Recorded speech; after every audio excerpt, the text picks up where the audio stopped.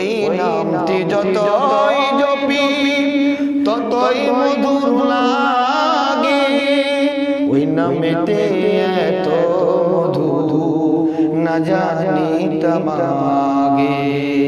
রহমত আসে দয়া আসে, রহমত আসে দয়া আসে, পড়লে সন্তাকে আল্লাহ নামের সুর সদা হৃদয় মাঝে মাঝে।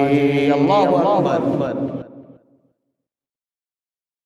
আল্লাহ পাক রব্বুল আলামিনের হাবিব জনাব মুহাম্মদুর রাসূলুল্লাহ সাল্লাল্লাহু আলাইহি ওয়াসাল্লাম বলবেন,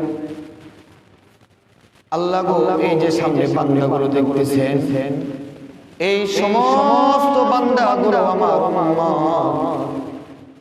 এই কথা শোনার সাথে সাথে আমার আল্লাহ পাক রব্বুল আলামিন বলবেন, নবী গো আপনি সাক্ষ্য দিচ্ছেন এরা আপনার উম্মত।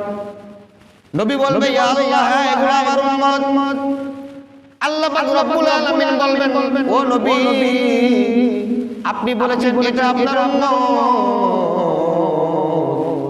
আমি আল্লাহ বলে দিলাম এগুলো সমস্ত মানুষগুলো যারা দিকে আপনি সাক্ষ্য দিচ্ছেন আপনার উম্মত, আমি আল্লাহ বলে দিলাম এই সামনের সমস্ত মানুষগুলো আমি আল্লাহর বান্দা।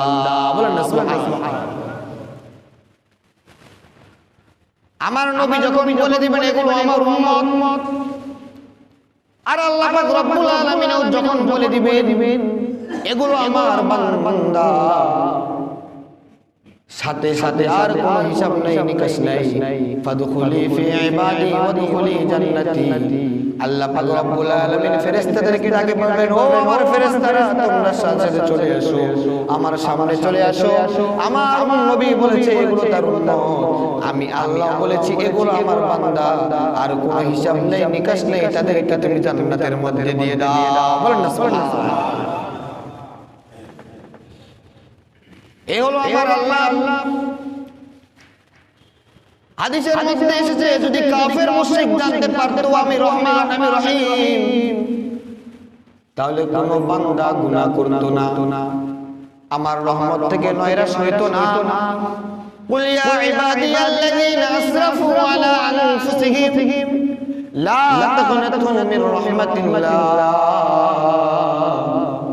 ইন্নাল্লাহা ইয়াগফিরুদ যুনুবা জামিআ ইন্নাহু হুয়াল গফুরুর রহিম।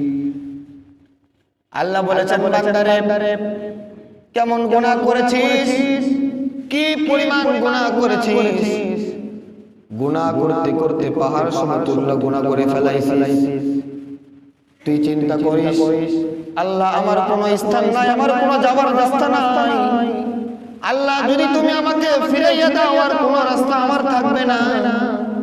বান্দারে যখন তুই তোর গুনার কথা স্বীকার করতে পারলি, যখন তুই বুঝতে পারলি আমি গুনাহ করেছি, আমি গুনাহ করেছি, এই গুনাহ করার পর যখন বান্দা তুই বুঝে শুনে আমি আল্লাহর দরবারে এসে হাতটা তুলে তওবা করে মুনাজাত করবি, আমি আল্লাহ পাক রব্বুল আলামিন ওই চোখের পানি জমিনের মধ্যে পড়তে দেব না। ওই পানি জমিনে পড়ার আগে আমি আল্লাহ পাক রব্বুল আলামিন তোর জীবনের সমস্ত গুনাহগুলোকে maaf করে দিব। ওই নামটি যতই জপি ততই মধুর লাগে, ওই নামেতে এত মধু না জানি তামাগে। রহমত আসে দয়া আসে, রহমত আসে দয়া আসে, পড়লে সন্তাকে আল্লাহ নামের সুর সদা হৃদয় মাঝে মাঝে। আল্লাহু আকবার। আল্লাহকে আপনি যত ডাকবেন আল্লাহ তত খুশি হয়। আল্লাহকে বই করো, ইয়া আইয়ুহাল্লাযীনা আমানু তাকুল্লাহ হাক্কা তুকাতিহি ওয়া লা তামুতুন্না ইল্লা ওয়া আনতুম মুসলিমুন।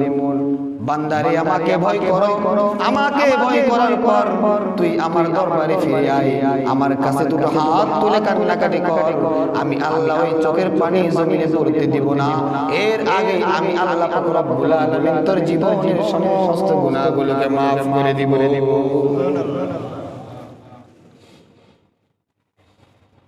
হযরত জিবরাইল আলাইহিস সালাম, মিকাইল আলাইহিস সালাম কান্নাকাটি করে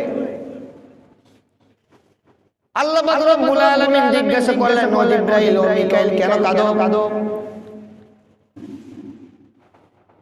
জিবরাইল আর মিকাইল আলাইহিস সালাম আল্লাহর কাছে কাঁদতে কাঁদতে বলে, আল্লাহ গো, এই শয়তানকে তুমি বিতাড়িত করে দিলে, অথচ এই শয়তান ছিল মুআল্লামুল মালায়েকা, ফেরেশতাদের সর্দার ছিল এই শয়তান। এই শয়তানকেও তুমি কিন্তু maaf করো নাই, কারণ তোমার রাস্তা থেকে বিরোধিতা করেছে। তুমি বলেছো আদমকে সিজদা দিতে, আদমকে সিজদা করে নাই। সিজদা না করার কারণে তাকে তুমি মুআল্লামুল মালায়েকা থেকে শয়তানের খাতার মধ্যে নাম লিখে দিলে। আল্লাহ গো, আমি জিবরাইল, আমি মিকাইল, না জানি কোন কারণে আমার নামটি ওই জিবরাইল মিকাইলের খাতা থেকে নামটা সরে যায়, অন্য কোন নামের মধ্যে লিপিবদ্ধ হয়ে যায়। এই জন্য হযরত জিবরাইল আলাইহিস সালাম, মিকাইল আলাইহিস সালাম কান্নাকাটি করে। সাহাবায়ে কেরামরা আল্লাহ পাক রব্বুল আলামিনকে কেমন ভয় করতেন, কেমন তাকওয়া তাদের অন্তরের ভিতরে ছিল। হযরত ওমর রাদিয়াল্লাহু তাআলা আনহু আল্লাহর কাছে কাঁদতেছে আর বলতেছে, আল্লাহ গো, আমাকে যদি মানুষ না বানাইয়া, আমাকে যদি হিসাব দিতে হবে এমন কোন মানুষ না বানাইয়া যদি তুমি আমাকে কাঠের ইট বানাইতা, কাঠ বানাইতা, তাহলে কতই না ভালো হতো। ইট বানাইতা কতই না ভালো হতো, বা আমাকে যদি বকরি বানাইতা কতই না ভালো হতো।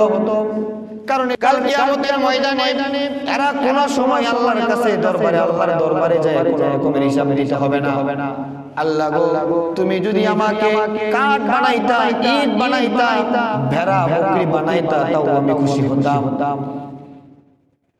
একজন ব্যক্তি নামাজের মধ্যে সূরাতুত তুর থেকে তেলাওয়াত করতেছে, ওয়াত-তুর ওয়া কিতাবিম মাসতুর ফি রাক্কিম মানশুর ওয়াল বাইতিল মামুর। হযরত ওমর রাদিয়াল্লাহু তাআলা আনহু তার পিছনে নামাজের ইক্তেদা করতেছেন। নামাজ পড়তে পড়তে যখন সূরা তেলাওয়াত করা শুরু করে, হযরত ওমর রাদিয়াল্লাহু তাআলা আনহু বেহুশ হয়ে গেলেন। সাহাবায়ে কেরামরা তাকে উঠিয়ে বাড়ির মধ্যে নিয়ে গেল। নিয়ে যাওয়ার পর ডাক্তার নিয়ে আসে, কবিরাজ নিয়ে আসে, কি হয়েছে ওমরের, কেন তার অসুস্থতা বেড়ে গেল, কেন অসুস্থ হয়ে গেল, কেন অজ্ঞান হয়ে গেল। কেউ তার কোনো ওষুধ দিয়ে কাজ হচ্ছে না। এমনকি 1 মাস পরিমাণ রুমের ভিতরে শুয়ে থাকলেন, বিছানার মধ্যে শুয়ে থাকলেন, শুধুমাত্র ভয়ে যে আমি আল্লাহর কাছে কি জবাব দেব। আল্লাহ যদি আমি উমরকে বলে, উমর তোকে তো আমি ধন সম্পদ দিয়ে ভরপুর করে দিয়েছিলাম, তোকে আমি আমিরুল মুমিনিন বানিয়েছিলাম, আয় উমর আজকে আমার কাছে হিসাব দে, আমি উমর কি হিসাব দিব। এই জন্য যখন শুনেছে ওয়ান্না আযাবি ওয়াল আযাবুল আলীম, এই আয়াত যখন শুনেছে যে আল্লাহর কাছে জবাব দিতে হবে, আল্লাহর আযাব আছে, আল্লাহ পাক রব্বুল আলামিন কাল কিয়ামতের ময়দানে কহার নামটি নিয়ে সিংহাসনের মধ্যে বসবেন। ওই সময় নবী ওলি কাউকে আল্লাহ পাক রব্বুল আলামিন চিনবেন না।